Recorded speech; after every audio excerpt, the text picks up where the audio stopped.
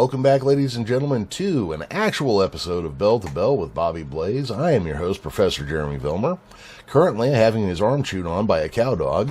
And joining us now, Arn Anderson's favorite enhancement talent, Double B, Bobby Blaze.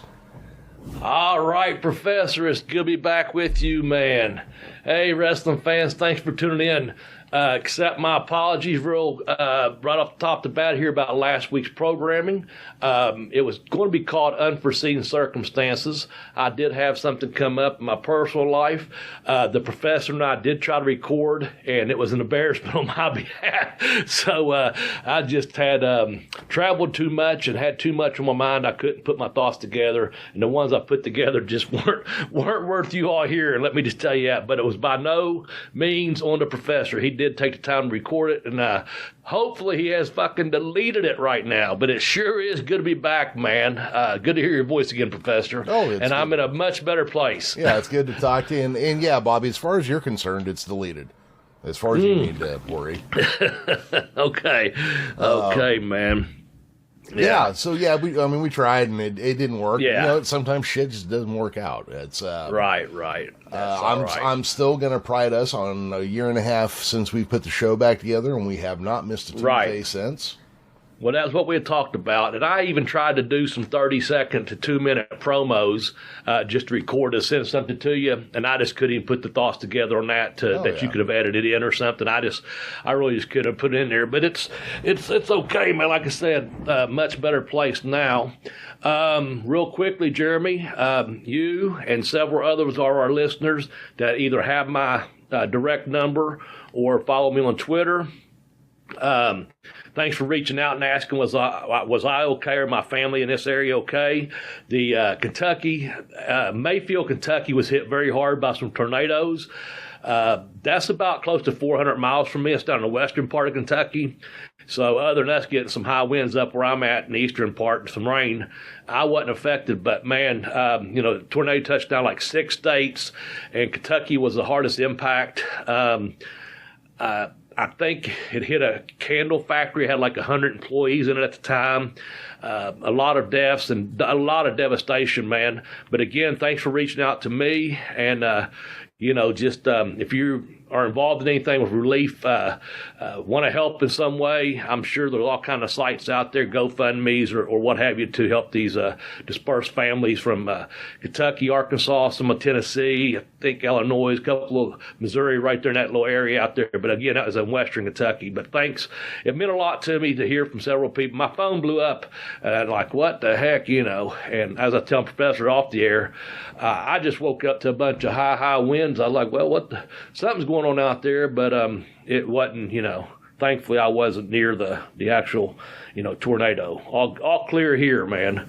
So anyway. Well, I am glad to hear you're okay, and I'm sorry to hear about the people that it has affected. Yeah. And I'm sure if you just take a minute to search, you'll be able to come up with many charities that could use helping those people right now. Hopefully the federal government gets off their ass and does something as well. Yeah. FEMA's been down there, and I'm sure, Red Cross, I'm sure, is there, they've got some relief coming in from what I understand. And I think Jacksonville, Florida, they're sending some search and rescue people up to our area to, I think there's, still several people not being accounted for. So I heard that on the news too, that they do have some people coming in for to try to reduce some recovery. But with that said, let's change it real quickly, Jeremy. Mm-hmm. I got to hang out with your buddy last night, Jock Sampson. Oh, Jesus Christ. Just so you know. Yeah. That's He asked about you. I'm afraid to know what he asked. Nah, I'm not going to tell you what he asked. I just keep that between me and Jock, know. Okay, yeah. But FTC had the annual Christmas party, and I've been to several of these. Not the last couple, I guess, due to COVID or whatever, but what we used to do these, and usually pretty nice little turnouts, and had a good time, man. Everyone showed up. It's a good little group of people, and Jock Sampson came in because he's the champion, and some people played some pool, some people played some shuffleboard, and some people had a few beers, So, and people karaoke'd. I found out some people at karaoke.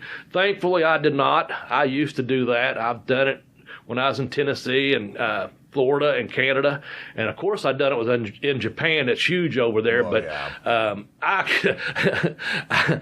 only had a couple beers because I had to drive, and I waited. I don't like that whole deal anyway, so I even waited like a couple hours before I even left, because I stayed there and played an old man's game. I played shuffleboard for a little bit, but yeah, the karaoke part, I didn't do it, man. Like I said, a couple beers, and I like that. No, I'm just here to have a good time, watch you all, Yeah, and I did have a good time watching, Well, what's kind of funny is, like, here in the States, people actually try to sing well when they do karaoke, whereas in Japan and Korea, that's not the point.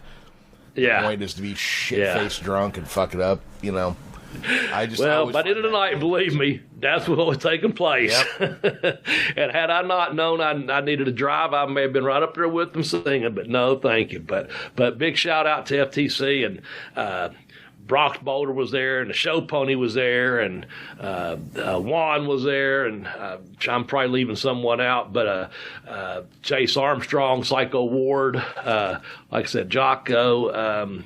It was a good time, man, just get out of the house for a little bit. Oh, sure. So that was cool. And anyway, you got any more shout-outs or anything we need to go before we start? We got a good episode lined up, I think. I think at least we got a lot of fertile ground to cover, Yeah. Shout-outs. Just, real quick, I'm going to thank the guys over at Robin Slim again. They had me on this week. Oh, yeah, awesome. Yeah, awesome. Just, they're wrapping their show up. And what's funny about them is when I first heard about them, it was from a guest on my show who couldn't stop motherfucking them. And you told me that. Yeah, so when you told me you were going to do their show one time, I was like, I don't know. And then I listened to them like, hey, these guys aren't bad. Yeah, and then that's my memory too. You told me that. You smartened me up, but I'm going to be on there this Wednesday. I think I've got an 8:30 segment, but I'm not sure. But yeah, those guys have been they've been good to you and I. Oh yeah, absolutely. They cut up and rib and fuck around and stuff. But ever since we've been on it, they treat us pretty cool, man. Yeah, they do. And they got an interesting show. It's like, you don't know what you're going to get. It could be like an actor or a phone sex operator. Yeah. I mean, you just don't know who's going to be on there. So it's kind of cool. Yeah, it is. They do have a wide variety of shows. I mean, they've got comedians to fucking authors to, wrestlers. I mean, it's a pretty damn good show. It is. It kind of made me... I like where you can kind of... Go ahead, sorry. I was going to say, it kind of made me miss doing an interview show, Yeah, okay. Yeah. Okay. Well, we'll have to get you another guest soon, won't we? Maybe. All right, man. So I think we had talked about this a couple weeks ago. We know how we're going to kind of wrap up our year here, and one of them was going to be our special year-in episodes, and I think we've got a great year this year. A lot of stuff took place in this year. We're going to visit back 1979 as we're going to, man. And we're going to talk movies, sitcoms, music, and then, of course, a lot of pro wrestling involved. That's what we're all about, man. But, yeah, it should be a really, really good show. We hope you enjoy it. Jeremy, how do you want to start us off here in 1979? Well, let's kind of we'll set the table a little bit and talk about what was going on in 1979. In 1979, these three were the biggest movies of the year: Rocky II, The Jerk, and the North Dallas 40. Yeah, and I remember all these movies. This took place. I'm about 15 at the time, just so you know. And, of course, I popped for Rocky II. Loved it. Big fan of Rocky I. The Jerk, that was just so hilarious. I mean, cans. He hates cans. Stay away from the cans, And then the sleeper here, probably to a lot of people, is North Dallas 40. And I tell you what, there's a really...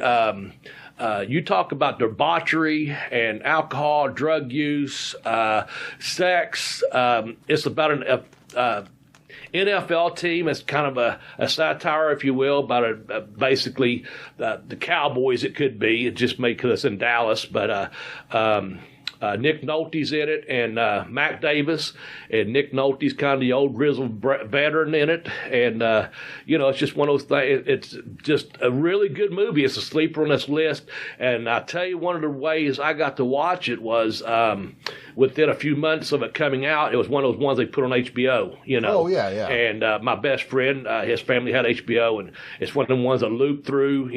For the weekend, you'd probably start it on a Friday at 6, and then probably again at 7 in the morning, then at 9 the next night. How they looped them in. Yeah, they used to do that 11-hour split. Yes.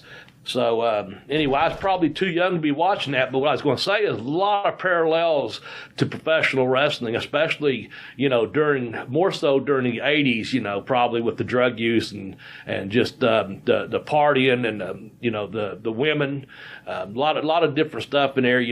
Probably couldn't make a movie like that nowadays, to be honest with you. But if you get a chance, check that movie out. It's called North Dallas 40. Man, I always liked it. I've seen it probably, I don't know, 2 or 3 years ago. I can't remember if I streamed it or got down to the library or it came on one of the channels, I get free or one of them Pluto channels. So I don't know. I don't know. I watched it here recently, but and recent to me 2 or 3 years ago. So well, no, I know exactly what you mean because I do that all the time now. Where I think, oh yeah, that just happened. Nope, that was 5 years ago. Yeah. That's exactly the way it goes, man. And saying like they couldn't make it today, even if they did make it, some segment of the population would bitch and complain until the producers made an ending they liked. Probably. Yeah, bunch of fucking man babies out there. There we go. Why don't you dickheads stay home and play with your fucking wrestling toys in the basement? Oh man, sounds like you got heat with someone. Yeah, not someone, just some things. Just a generation. Yeah, yeah. No. Hey, all right. Well, go ahead. Oh shit! Hold on, my microphone rolled away there.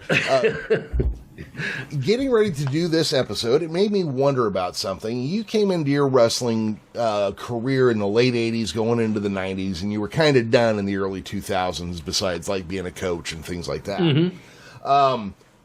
If you could have wrestled during any era, just you pick it out of a hat and you get to go work there, what time period would you have preferred to have been a pro wrestler if it's not the one you worked in? I'd probably jump back to,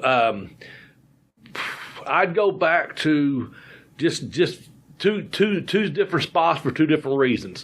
One, I'd go back to about 82 or 83 if I had gotten into the business at that time, because you're talking about guys that I eventually got to work with, like the Rock and Roll Express, the Midnight Express, and Cornette, and a lot of those guys are my age, give or take a couple years. So but I was in college at the time, and I don't regret that by any means at all. But I was trying to get in it in about 84, and it just didn't. The things didn't pan out the way I wanted them to at that time for a reason. But I would honestly, this is 78 and 79 is when I was like walking by TV and Handsome Jimmy was on calling out Jerry Lawler, and I'd been a fan of that program. We were on our way to a basketball game, and so it would have been the late 70s. Because I'd watched it for at that point from at least 75 through 79 on to Memphis, and I'd say if I could have got on that Memphis on that end of it, that could have got that experience of what everyone that's went through that territory, and some of the stars that came out of there. I think, and I don't know that I would have really cared about, this is crazy as it sounds, I don't know that I would have really cared about when Vince was coming through and buying up all the talent and going to New York. I think I'd have much rather, if you could make it, and several guys did it, as we know, didn't go to New York and held out as long as they could on just working independent circuit and territories that were left and traveled the world and things. So I'd go back and I assume we're talking about, say, a 4-year period here from like 78, 79 to like probably 82, 83-ish, somewhere in that time period. As far as breaking in and getting to work, of course, it takes about 5 to 7 years to learn to work, to be honest with you. Yeah. I'd always heard that. It takes about 7 years, learn to work, learn to wrestle, learn to work, then learn to make money. So that's kind of the path I followed too. And somewhere around 7, 8, 9 years you start making some money. And I know that sounds crazy, but it's kind of been the formula I've heard, and it's kind of one I've seen and been through myself. And I see it today. People think someone is overnight, and they're not. They're a 10-year overnight success. Right. So anyway. About that question, yeah, about that time probably. Okay. The later 70s, early 80s. Yeah, it was just a question that popped into my head, and I thought it was worth asking. That's a good question. Good question. Let's go back to talk a little bit about 1979. Here's some of the TV shows that debuted that year, and we'll talk a little bit about them. The Dukes of Hazzard. Catherine Bach, of course, drove many of us into puberty. Yeah. Buck Rogers. Daisy Dukes. Oh, yeah. Buck Rogers in the 25th Century had Aaron Gray in it, which, if not Catherine Bach, she alone would have driven me right into puberty. There you go. Yeah, Facts of Life, which I think we probably talk about coming into puberty, the Facts of Life. Yep. There you go. Heart to Heart, which was oh God, I can't think of the guy's name right now. Robert Conrad, wasn't it? No. It's the guy that's married to Natalie Wood. James. Yeah, I should have looked it up ahead of time because I was going to make a crack about him murdering his wife, but we better just let that go now. Wait, who? What? No, what? Richard Wagner? Robert Wagner? Robert Wagner. Robert Wagner. There you go, Robert Wagner. Who did I say at first? Robert Conrad? Yeah, no, it wasn't Conrad. You're right. Wagner. Wagner. You're right. Gotcha. It was actually a pretty good show for its time for being what it was, I guess. Yeah.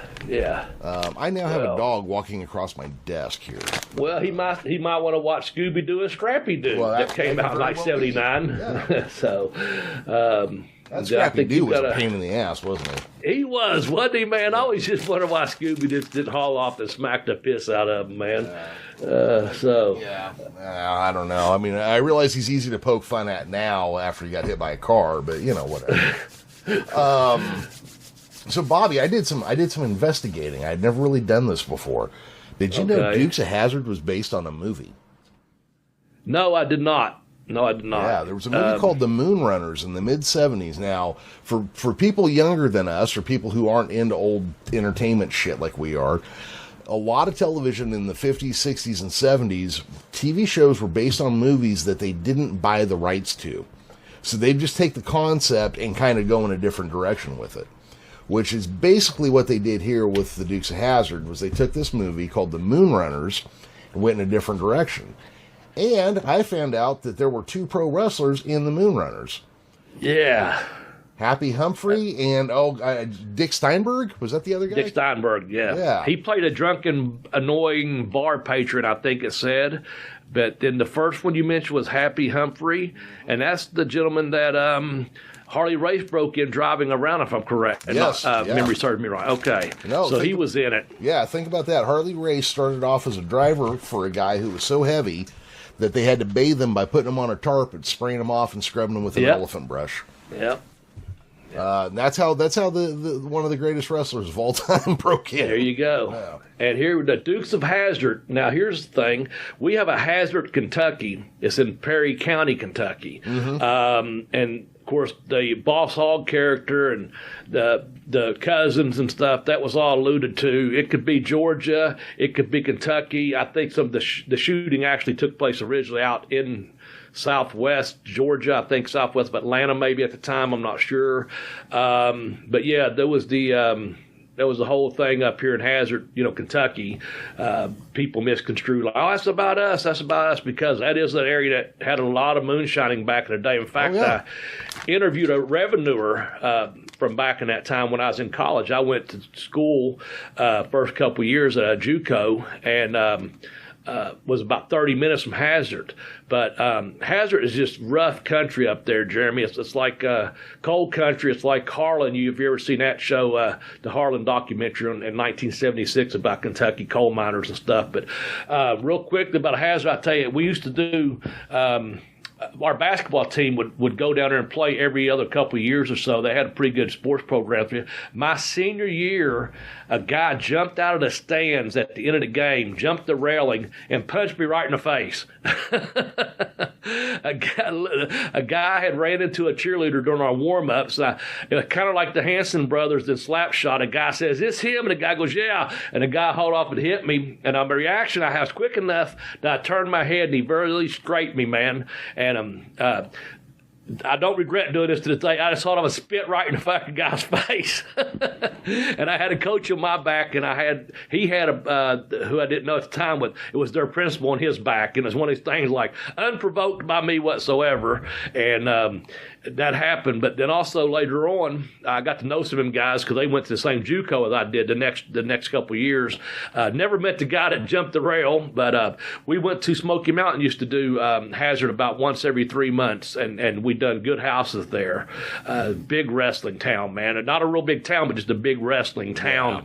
Yeah. The building was old school and just crazy atmosphere as just described. You got a high school kid getting hit, during the game. I mean, it's just that's the mentality, And I don't know how much that's changed since then. To be honest with you, I'm sure it's changed a little bit. Well, it sounds like there'd be a lot of Jock Sampson fans there, probably. Probably the way he talks about him. Yeah, I think you're probably right. But yeah, let's move past the Dukes of Hazzard and TV debuts. Yep. Let's go to some songs from 1979. All right. I bet you everyone knows these songs. Yep. So the first one that jumps out, of course, the number one spot here in the United States was My Sharona by the Knack. Yeah. And I bet you right now everybody just started humming that song to themselves. They did. Yeah. They did. Or they went My Bologna, one or the other. Yeah, one of the two, yeah. And you can see we're kind of in the death throes of disco here. Yeah. Bad Girls by Donna Summer. Now everybody's definitely singing that one in their head, Yeah, man. La Freak by Chic. Yeah. And okay, so this next one here, this is actually kind of the dividing spot for me. I love early Rod Stewart, Faces and early solo Rod Stewart. And it's starting right about here that I don't like Rod Stewart anymore, is when he did his disco phase. Yeah. And Do You Think I'm Sexy was his breakout song. I danced to that a couple of times I'm sure. back in the day. Yeah. But real quickly, just a little adult theme here. I just heard this on maybe Talking Sopranos or another podcast. Rod Stewart's name comes up, and there was a story that went around in the 80s about that he drank the gallon of cum, or they pumped a gallon of cum from his stomach. That it was one of urban myths. Do you remember that at all? Oh, I do. It's one of them crazy things. Maybe you're at some junior high in California, and I'm at a high school here in Kentucky. Just parallel times here, or whatever. And some kids in Florida, and then someone's in college in New York or Canada or somewhere, and all of a sudden there's a story. I don't think it was in the National Enquirer or nothing like that. No internet, but everyone seems to know the story in the early 80s about, man, they had a pump. He sucked somebody. And here he is. He's had so many hot girlfriends through the years. He's married to Rachel Hunter and supermodels, and I mean, I don't care what the guy's done. He's very, very talented, but I was just curious, how the hell did a story like that, it becomes an urban legend, I have wondered about that, especially in the pre-internet days. Now, I made that crack one time in front of my kids, and they said, there are these things called girls, and anytime they hear anything, they repeat it. I thought that was funnier than hell. Very impolitic. So when I was in my later teen years, me and my dad were talking about Every Picture Tells a Story, I think was the album we were talking about. Okay. And my dad said that, he was a big Rod Stewart fan until he heard the rumor that Rod Stewart had sucked so many dicks in one day, he had his stomach pumped. And I said, hey, I want you to think about this for a minute. And he goes, yeah. I go, there is nothing in semen that would require somebody to get their stomach pumped. If there were, you'd be dying right now just from walking around with a full load in your body, just from making it. You consider there's nothing, it's not like semen's poisonous or anything. It's a low-grade protein based on white blood cells. I said, so, even if Rod Stewart sucked 100 dicks in a night, he's not getting his stomach pumped. He might feel bloated and gross, but he's not getting his stomach pumped. Well, anyway, that's just one of those urban myths. I'm just curious, and I'm sure our listeners are going, man. Like I said, I heard it on another podcast just several weeks back, maybe that question came up for. I do think it was Talking Sopranos. They might have had a Rod Stewart song, and they always do the song list on each episode of what they're doing. Mm-hmm. But anyway, let's finish out. We got one more. I remember this song here because I was a little love struck 15-year-old and dated my first little girlfriend, and loved my life. And, we broke up after 6 weeks, but we took the weekend off or whatever. Hot 6 weeks, though. Hot 6 weeks. Got to use my tongue, a little French kiss in there, not too much over the top, nothing like that. And we broke up for a weekend, kind of thing, and got back in school on that Monday, and we were reunited, Jeremy. Peaches and Herb, we finished out the school year together, Well, and got us a whole 6 months in. Oh, yeah. Well, and strangely enough, Peaches and Herb is the name Bobby used to dance under. But Bobby, more importantly, check this out. In 1979, at number 8 in the UK top charts, Meatloaf's Bat Out of Hell single hit the number 8 spot. Meatloaf again? Man. I got to tell you. You asked me. Go ahead. I stayed up for hours just trying to find something I could reference Meatloaf with here. Well, as you told me off the air, though, for some reason last week, and I followed Twitter due to just, my eye situations. I've not been straight on my electronics and like I, usually do, but I'm on there enough to do my social media. And you can follow me at Bobby Blaze 744, Jeremy at the Geekcast, or the joint account out the Bell to Bell Blaze. But there was a damn lot of tweets about Meatloaf last week. It really was. Man, the new beer man. Shout out to him on my account. I think he's a fan of both of ours. But yeah, the Meatloaf gifts and the memes and the holy shit, man, and then just Meatloaf. Well, and because of that. I couldn't let it pass. I was like, there's got to be something I can reference here, Find the tie-in, huh? Yep. So there you go. Man. All right. Okay. So we got our little Meatloaf fact in. Bobby, I noticed that when you did your edit of the notes, something came right to the top. And why don't you tell us what you put in here? Okay, so I put it here. The concession stand brawl took place. It took place on June the 16th, 1979. And I just heard this past week, actually. A young Eddie Gilbert was in a locker room that night. There's an upcoming Dutch Mantel interview, and he's talking about it's on, shout out to Wrestling Shoot Interviews. James over in England does these, and he does the highlights, and Dutch was doing one, about 3-minute segment there, about Eddie Gilbert and the influence, of going to ECW. But he was in the locker room that night, and I think I could be wrong, he was using the name Eddie Gilbert at this time, if I'm not mistaken, but Dutch said he could have been using Tommy Gilbert Jr. I'm not sure, but Tommy Gilbert, was his dad, and they were on that show together in Tupelo, Mississippi.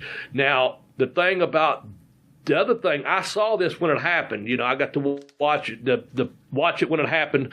I guess it's live, but we get the tape about an hour later. Right. The way I think we got it back then, if I'm not mistaken, we got out of the Lexington station, Lexington, Kentucky, and we all watched. Now, here's what happened. I had to go do it when I went to research my books, and maybe I'll give them a cheap plug here in just a second, Jeremy. The way I remembered it it happened. Everything's going crazy. They're having a brawl. Lance Russell's following him out to the parking lot. He goes, "You get that damn camera out here," or something like that. We heard cursing on a wrestling show, and the guys are bashing her. And this, of course, this is the original one with Lawler and Dundee against the Moondogs.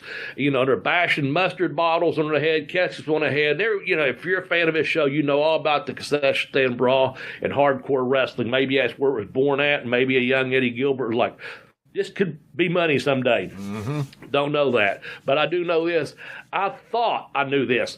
Going to school on that Monday, and every one of the wrestling fans, the guys that I knew, that 2 or 3 of us watched it together. That was a fact. It was usually 3 or 4, depending who would say not who that weekend. But going to school on that Monday and talking about it. But the date June the 16th. We would have been out of school, even at the latest in 79, would have been probably the first week of June if we had a couple of snow days, and we didn't have that many.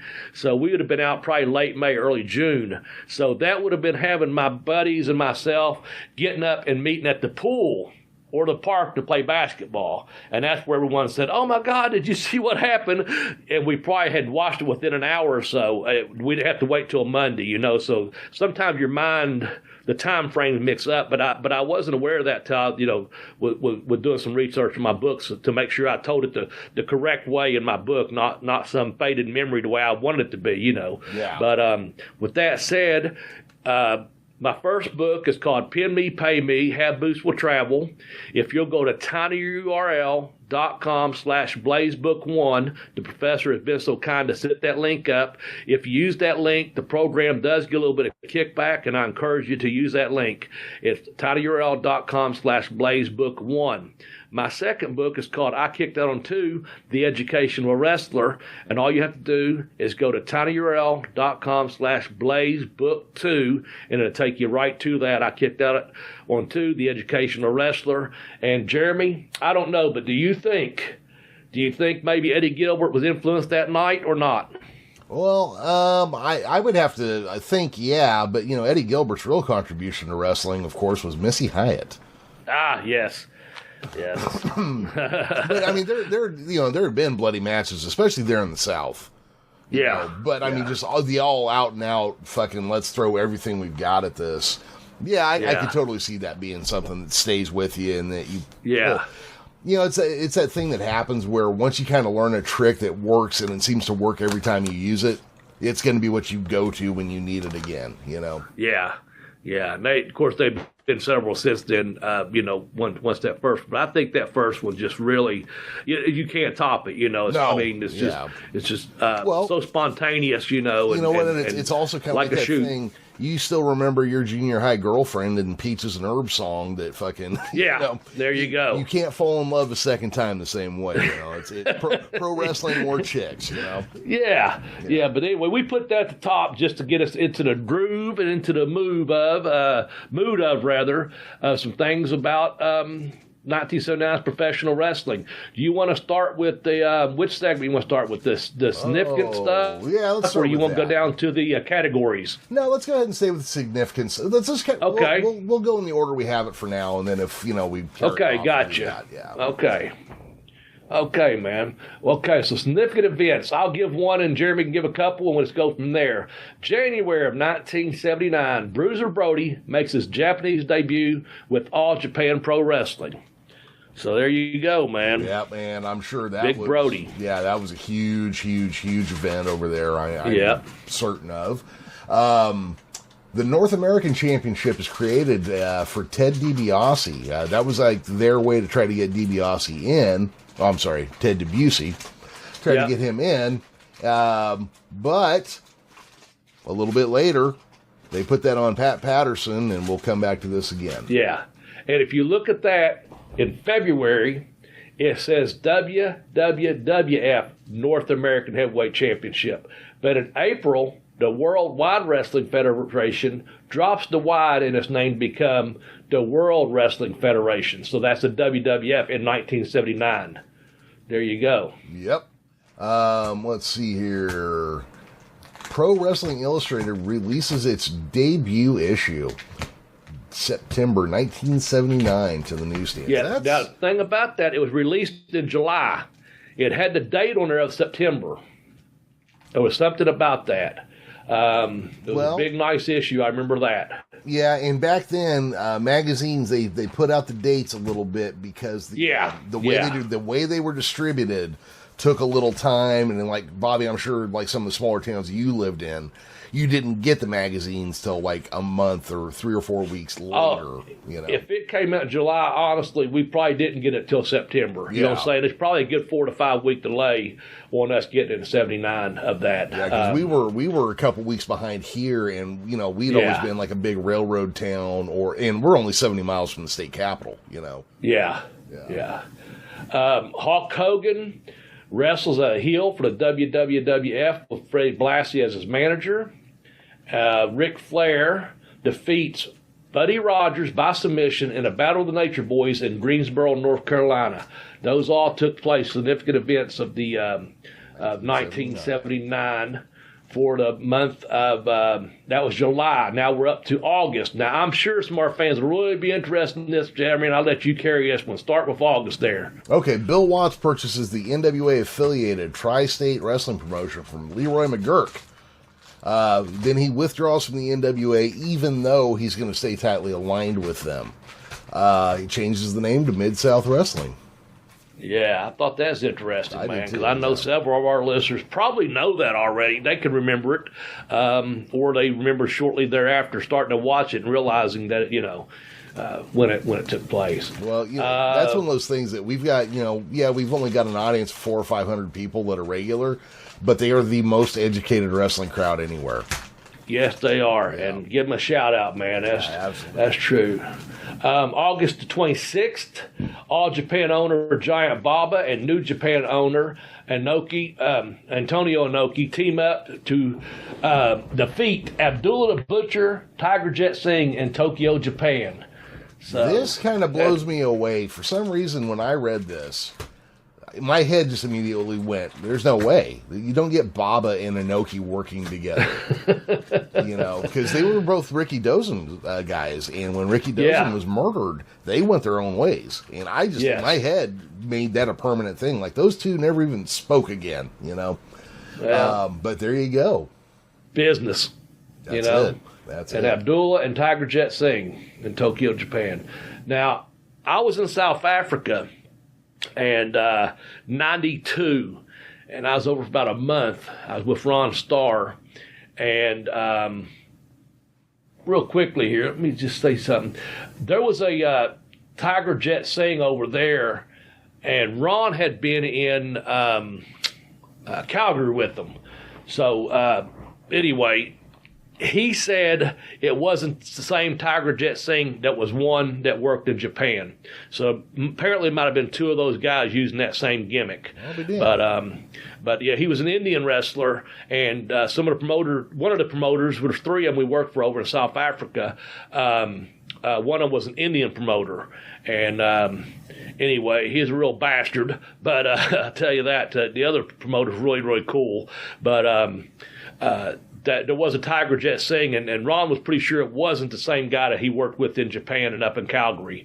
So it could have just been a gimmick, that's kind of using that guy's name. Yeah. Well, since you brought up Ron Starr, and I don't think I have this in the notes anywhere. I have something in mind. Go ahead. Ron Starr was one of the U.S. champions here in the San Francisco territory in 1979. Yes.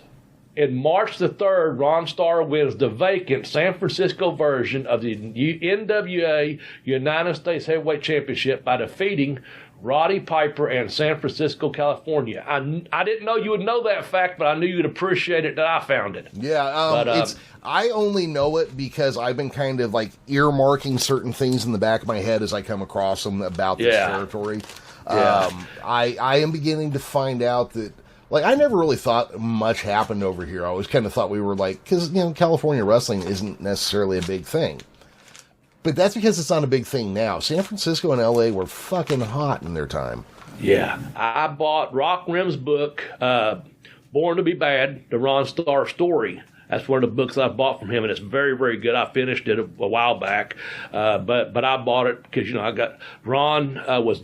When I went to Canada for the first time, Leo Burke had just been in a car wreck, and Ron was the booker there. And, they kept us the entire tour. And then my partner and myself, and then the following year, Eddie Watts took over the book, and he brought me back for another 16, 18-week tour. So I got a lot of experience with that. And funny thing about Ron, he had called me in Tampa and asked me if I want to go to South Africa. And it's a crazy story. I'll get into that another time, so we're not eating all that up. But of all places, he's flying out of Atlanta, and I'm flying out of Tampa to Miami to London. And, huge Heathrow Airport, and I hadn't seen Ron for about 6 months or what have you. And I walked into a bathroom, And I'm going over to the stall, and I look up, and there's Ron Starr washing his hands. Like, Ron, Bobby, of all places, we was going to hook up at. We was going to hook up over in Africa. We thought, but we had actually got connecting flights out of London. So I was like, okay. We also was in a riot over there. I'll tell you at another time. We had to get connecting flights out of South Africa. So, but we'll come back to that. Let's go back to 1979. Yep. This is what you was alluding to. Okay, go ahead. Can I tell a quick story here? Please do. I'm sitting in a bar in Vancouver one time, right on English Bay, beautiful little place called the Sylvia. And they have a spot in Vancouver. It's called Granville Island. And basically what they did was a concrete company poured concrete until there was an island. On this island now is a distillery that makes the most interesting gin I had ever seen. And there's this bunch of guys there wearing like rugby shirts or soccer shirts or something. Yeah. And they were drinking $22 gin and tonics. And I asked the guy, I go, what's in there? And he showed me the gin. He goes, and then it's, cucumber, black pepper, blah, blah, blah, blah, blah. I said, well, shit, give me one of those, And I'd been watching. These guys were paying $22 a round for these, right? And the guy comes up and he hands me the drink and hands me a bill for $6. And I looked at him and he just looks at me and he goes, they're South African. Fuck those guys. And it was like, what the hell? Holy shit. And a little bit later, he and I were talking. He goes, you ever notice that the South African accent sounds just like an Australian accent, but really fucking racist? And I was like, holy shit, dude. I don't know what happened to this guy, but he ain't letting go of it. Yeah. Yeah, he didn't let go of it, huh? Yeah. I was just like, holy cow. But it was a good gin and tonic. I will say. There you go. Yeah. There you go. Well, in September of '79, won't you pick up right there? Because you hinted to this just a few minutes ago. Yes. September 1979, Pat Patterson as the North American WWF champion at that point. Yep. Becomes the first Intercontinental Champion. Now, the way I had always heard it, it was a tournament in Rio de Janeiro.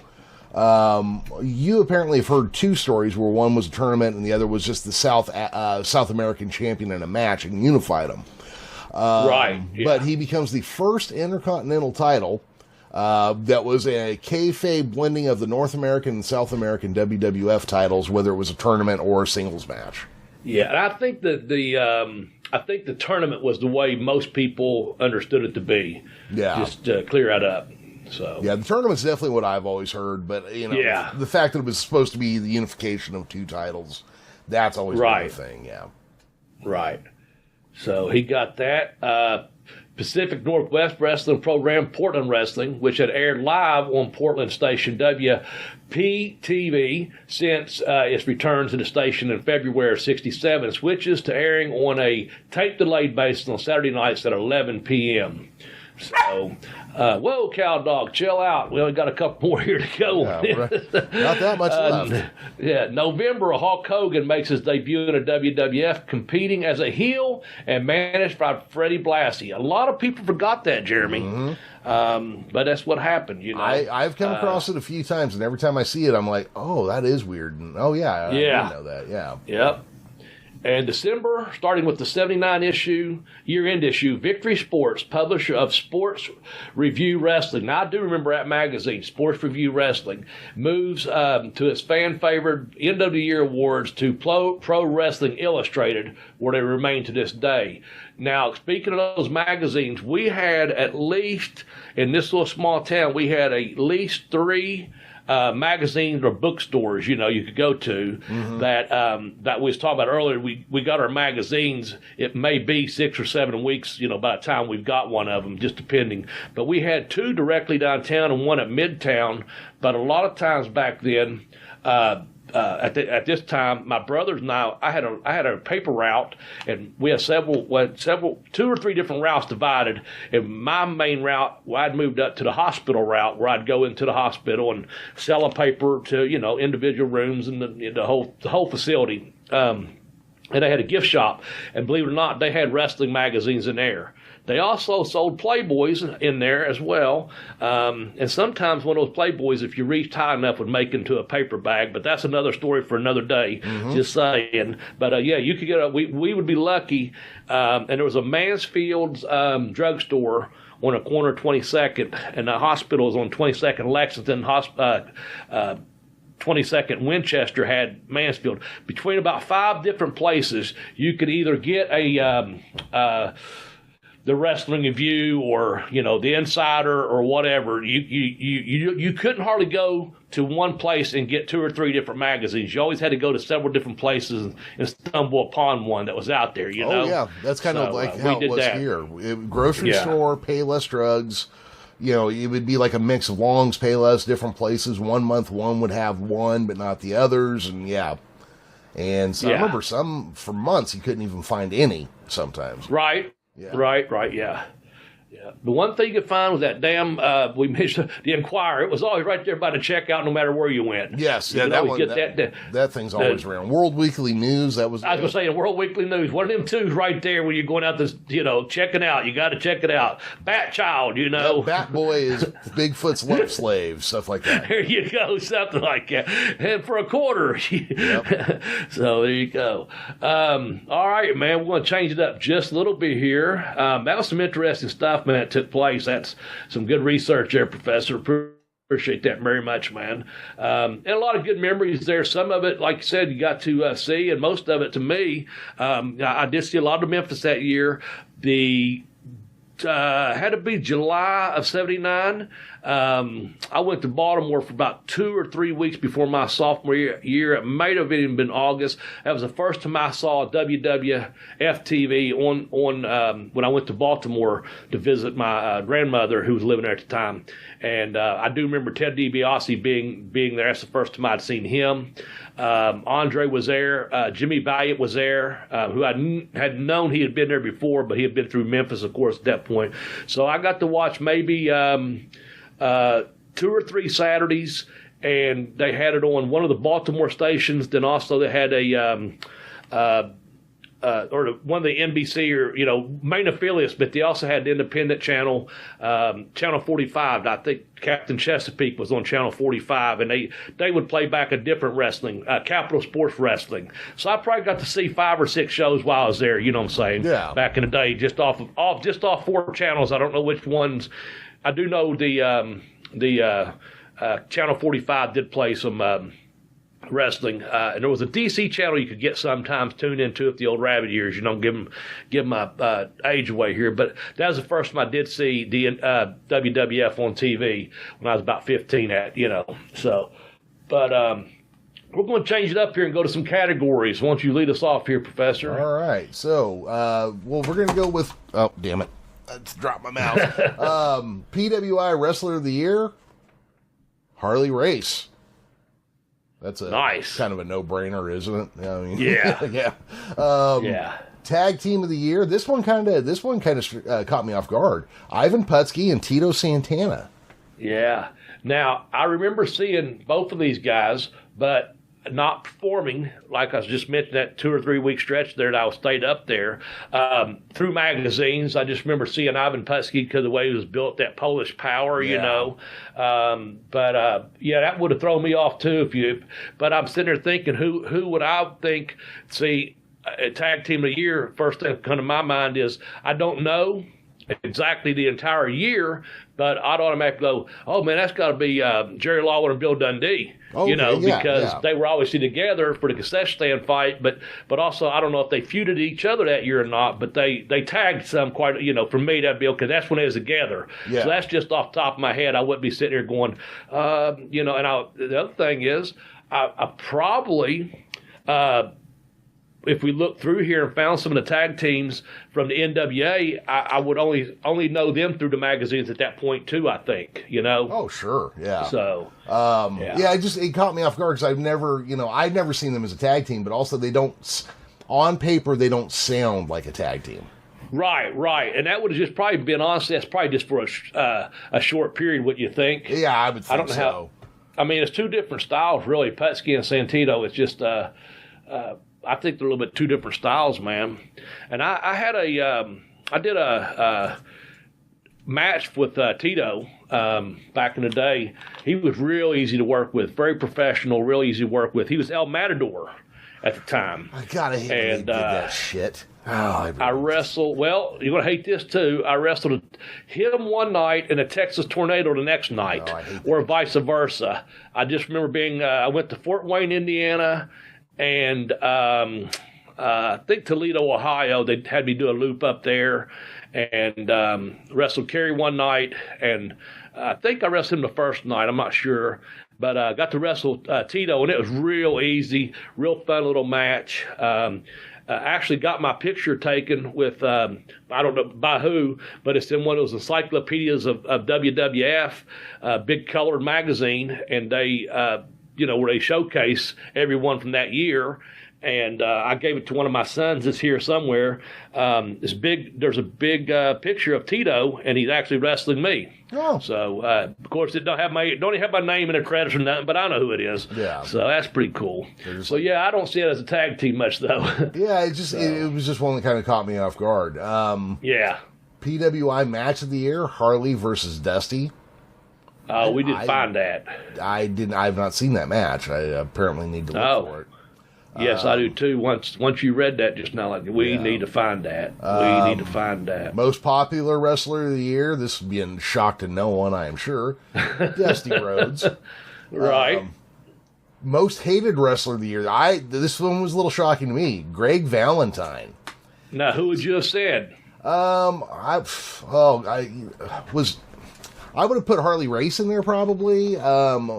Let's see, 79. I'm going to show some ignorance here because I don't know who would have been heel. Was Flair a heel at this point? Well, see, I would have went to Flair on that just off the top of my head.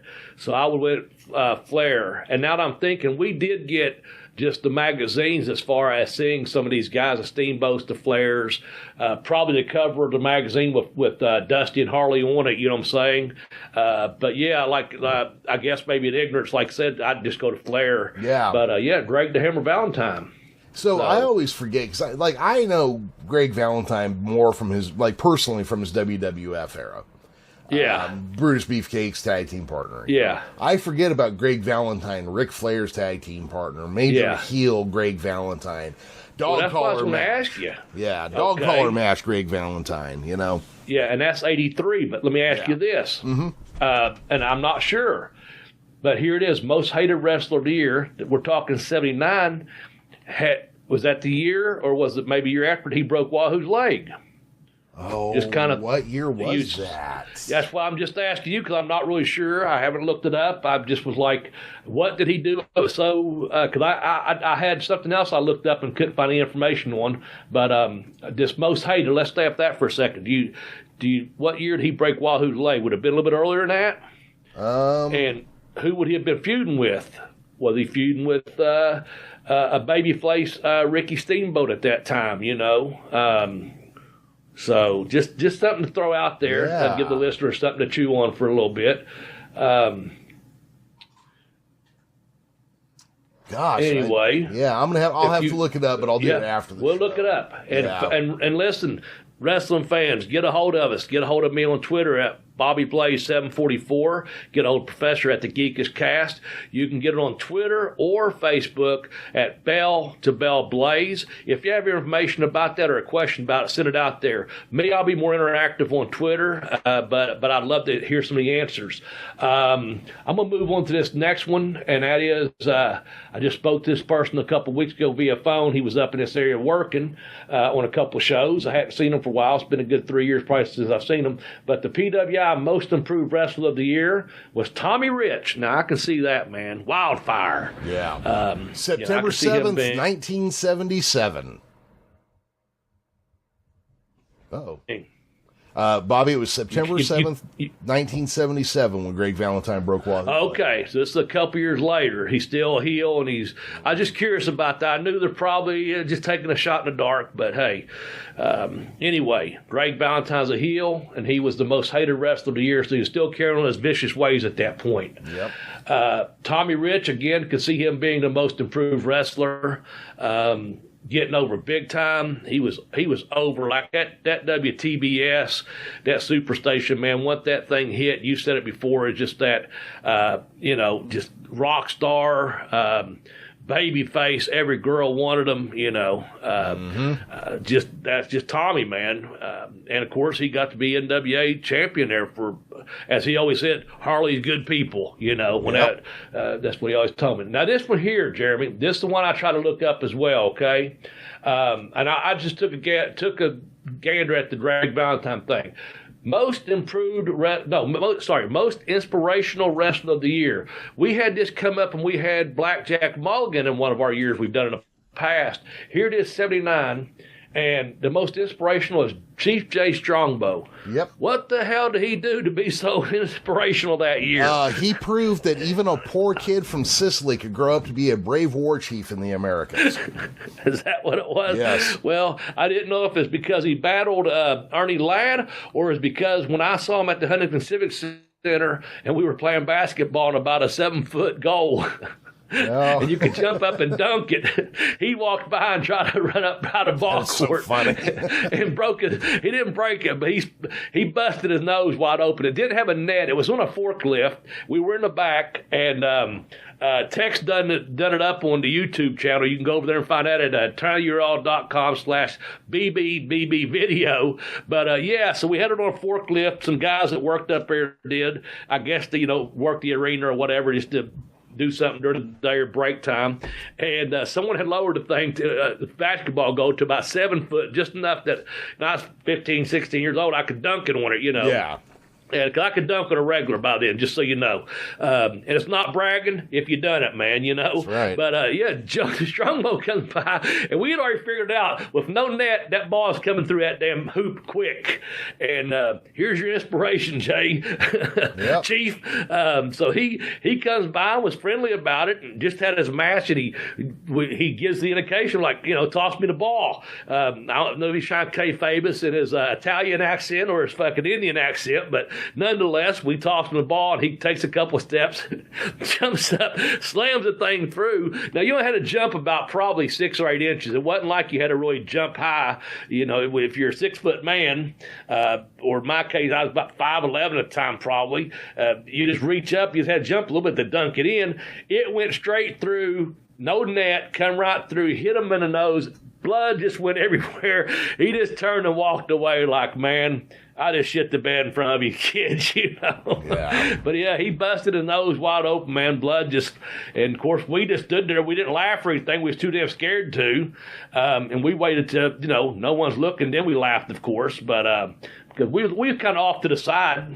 But we was in the back at a show there. But I don't know what he done for inspiration, but that was inspirational to whatever, No, he proved that just like Iron Eyes Cody, a Sicilian could grow up to be a brave Native American. Yeah, those guys piss me off so much. I can't even fucking tell you. My great-grandmother grew up in a white orphanage in the Indian Territories and passed herself off as non-Indian her entire fucking life because of having her mouth scrubbed with a toilet brush and shit like that. And these fucking assholes from Italy come over and fucking pretend to be Native Americans and get a free ride on it. It just pisses me off, Bobby. Sorry, that hit take a chill pill. Yeah, it hit a sore spot with me. I got you. Hold on, we all got a couple more to go here, man. I wish two surprising names. If you'd asked me, I wouldn't have gotten these names. Just so you know what we're coming up on. Rookie of the year. If you'd asked me rookie year in '79, I have no idea who I'd even guess.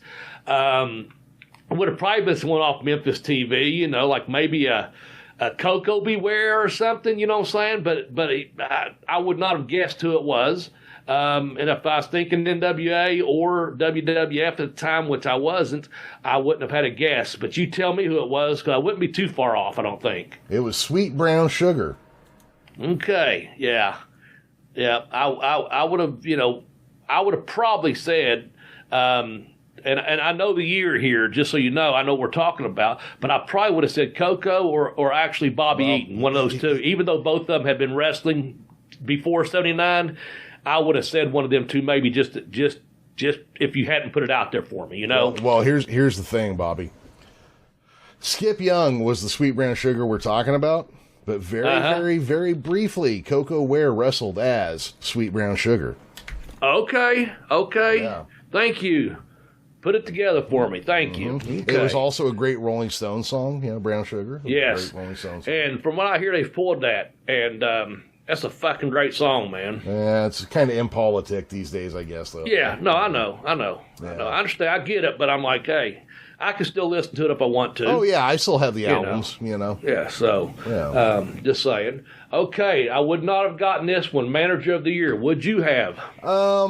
I probably, my second or third guess, I probably would have gotten it. But only because real recently, I heard Jim Cornette on one of the short versions they do on YouTube of a show, where he talked about why Arnold Skolland was used as a manager for baby faces and whatnot so much in the late 70s and that early 80s period. And it was because you could give Arnold Skolland a briefcase with 35 grand cash in it, not worry about him fucking you, and if anybody tried to steal it from him, he'd fold them in half and stuff their own head up their ass.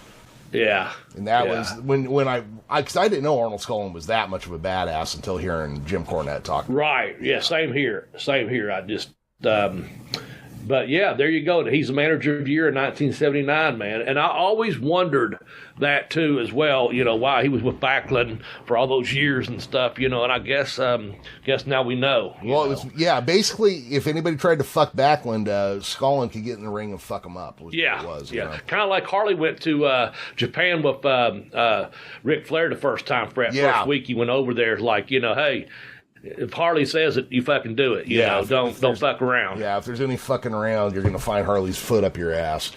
Exactly. So, always good to have a good policeman like that. Yeah. Watching your back, watching your title, and especially, like you said there, watching a briefcase full of money as well. Yeah. Well, because I guess Arnold ran one of the gates or something, one of the towns. Yeah. Or... Well, when I did the TVs, that's who paid me, actually. Yeah. He paid. They paid cash back then per night, and the first couple nights, that's who paid me.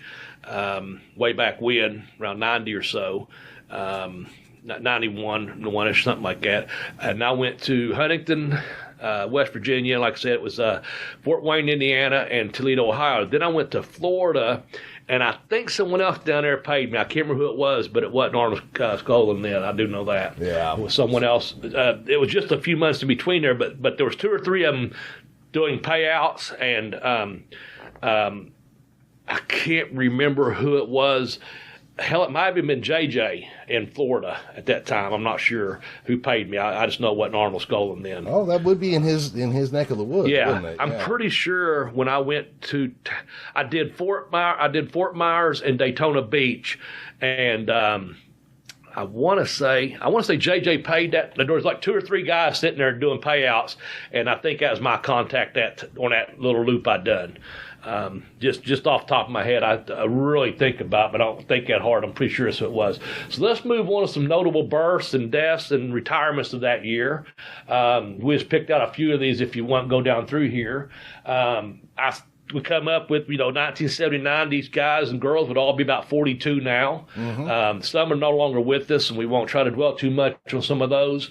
But I'll throw out the first one, man. Samoa Joe was born in 1979. Yes, Samoa Joe, a guy who always seems to be just on the edge of getting his due as a pro wrestler, and then something happens. Something happens, man. Yeah, something happens. Yeah, but so talented too, man. Oh, absolutely. One of the things that stands out to me about Samoa Joe is, of course, that MMA style match he did with Kurt Angle.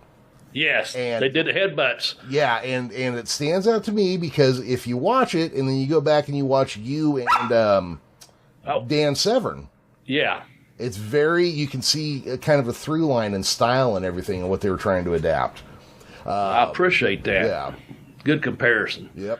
I'm going to go on to my second one here, and this guy's here primarily because of who his dad is, but also, what the hell, that's his birth year, and his first name is Ray, which makes him the most Southern person on our version of this list.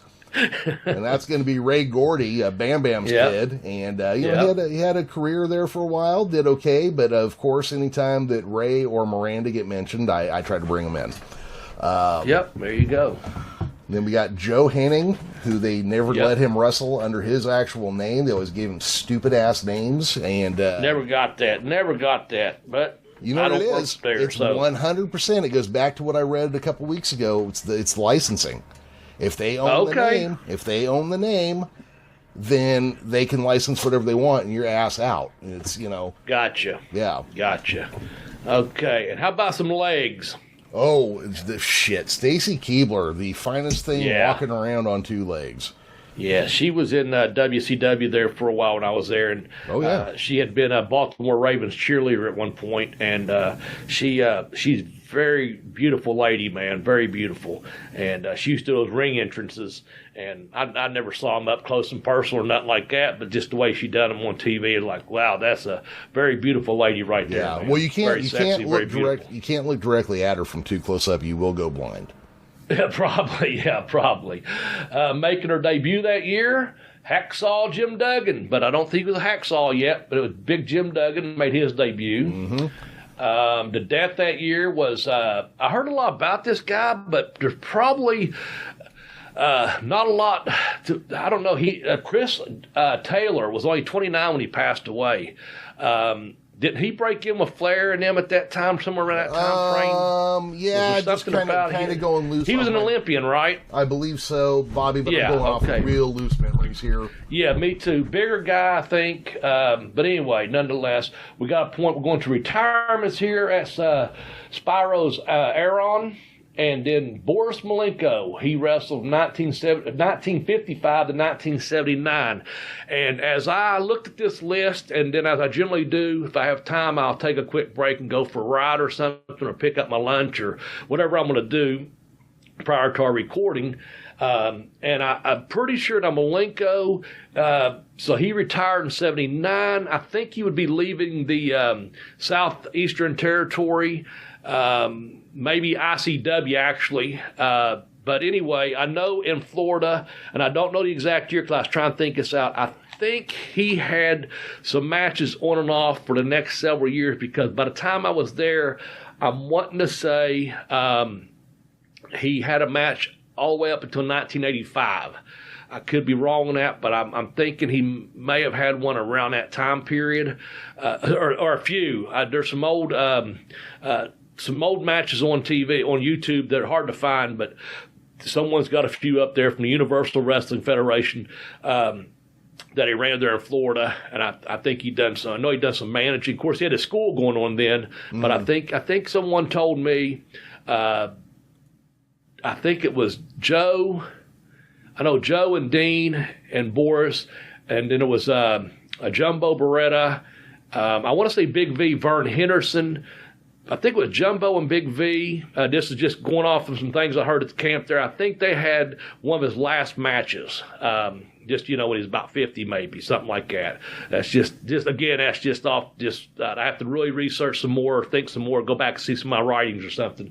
But I do know he wrestled a little bit more on and off after 79, full retirement, Yeah. So, anyway, that was the year in 1979, and I think we had some really interesting facts and notes, and I hope the fans enjoyed it as much as we did researching it, because it took me back, talking about the movies and the TV shows and the music and, of course, the wrestling, man. Just the stuff we've talked about that we haven't went into detail before, like you said, about the Mid-South, and also that WWF name change took place, and the Intercontinental title, came about, and just and it really got us on that categories this time. They other Harley and Dusty on there. They threw some, maybe Tommy, I don't know, just saying, but other Harley and Dusty been on that list. The rest of them would have probably, thrown us off a little bit, man, just on our guesses that we said. Yeah, so, no, I was caught a little off. I mean, obviously, like you said, not racing roads, but yeah, everybody else would have taken a couple guesses on my part to even get to them, Right, yeah. right. So, anyway, anything else you want to throw out there real quick? I found a really cool Roku channel called Wrestlin', which basically acts like MTV used to with music videos. It does that with wrestling matches. You turn it on, and you just randomly get a wrestling match. Oh, cool. Yeah, cool. I started it up the other day. I got Macho Man versus George the Animal Steel. Okay. Yeah. So kind of cool. Oh, you know what? I started it up last night. I got Bruno Sammartino versus the Honky Tonk Man for the Intercontinental title. Okay, cool. Yeah. Cool. All right, man. That's what I got, man. Okay. Well, I'm just going to say this. We've talked. I don't know that next week will be our Christmas edition or not. Are we going to try to shoot for 2 more of these bad boys? I don't know. We'll have to talk off air about that. Mm-hmm. But I do hope everyone enjoyed the apologize again for last week's segment. That was on me. I'm sure everyone's fucking over it by now, so get over it if you haven't. You were back this week, by God, and we still haven't missed, and hopefully we're not going to miss again. That we'll do another one next week. And was that going to be our Christmas one, Jeremy? I cannot remember. That'll be December 19th when we record. It'll come out on 21st. I guess we better make next week our Christmas special. Yeah, it's got to be our Christmas special. Yeah. So tune in next week, wrestling fans. Well, we just now decided we're going to record next Sunday on the 19th for our Christmas special. It'll come out on December 21st. How's that? Yeah, you saw it happen here, folks. That's right. Operating live right here, right now. All right. No, man. Thanks again. I'm glad to be back. If you missed last week, thanks for tuning back in this week. If you're a new listener, we hope you enjoyed it. And I do think we had a really good podcast involving the year 1979 this year. A lot of good information out there. See you at the matches, wrestling fans. That's it. All right, everybody. For the late Tex Johnson, myself, Professor Jeremy Vilmur, and Arn Anderson's favorite enhancement talent, Double B, Bobby Blaze, who was born a poor black child in Mississippi. Bye-bye, everybody. Jerk.